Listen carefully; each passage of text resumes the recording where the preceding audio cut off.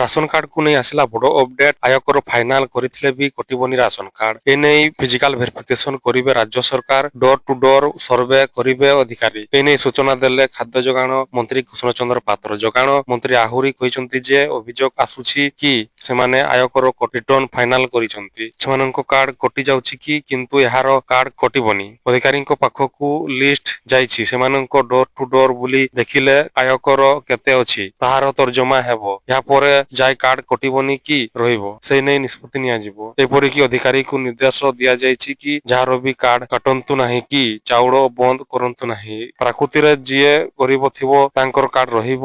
ଯଦି ଆପଣଙ୍କର କାର୍ଡ କଟି ଯାଇଛି ତେବେ ଅଭିଭାବକଙ୍କୁ ଜଣାନ୍ତୁ। ଘଟଣା ତୁରନ୍ତ କରି ସେମାନଙ୍କ ପୁନର୍ସାମିଲ କରାଯିବ। ତେବେ ଗ୍ରାମାଞ୍ଚଳର ମାସିକ 10,000 ଓ ସହରାଞ୍ଚଳ 15,000 ଆୟ ଥିଲେ କାର୍ଡ କାଟିବାକୁ ନିର୍ଦ୍ଦେଶ ଆସିଛି। ଆମେ ଦେଖୁଛୁ ଯେଉଁମାନେ ପ୍ରକୃତରେ ଗରିବ ସେମାନଙ୍କର କାର୍ଡ ରହୁ, ସେଥିପାଇଁ ଫିଜିକାଲ ଭେରିଫିକେସନ ହବ। ତ ଦେଖନ୍ତୁ ଯଦି ଆପଣମାନେ ରାସନ କାର୍ଡ ହିତାଧିକାରୀ କରି ତାହେଲେ ଆପଣମାନେ ବ୍ୟସ୍ତ ରୁହନ୍ତୁ ନାହିଁ। ଯାହାକି ଯୋଉମାନେ ଗରିବ ଅଛନ୍ତି ସେମାନଙ୍କ ରାସନ କାର୍ଡ ଯିବ ନାହିଁ ଆଉ ଯୋଉମାନେ ଧନୀ ଅଛନ୍ତି ସେମାନଙ୍କ ରାସନ କାର୍ଡ କଟିଯିବ।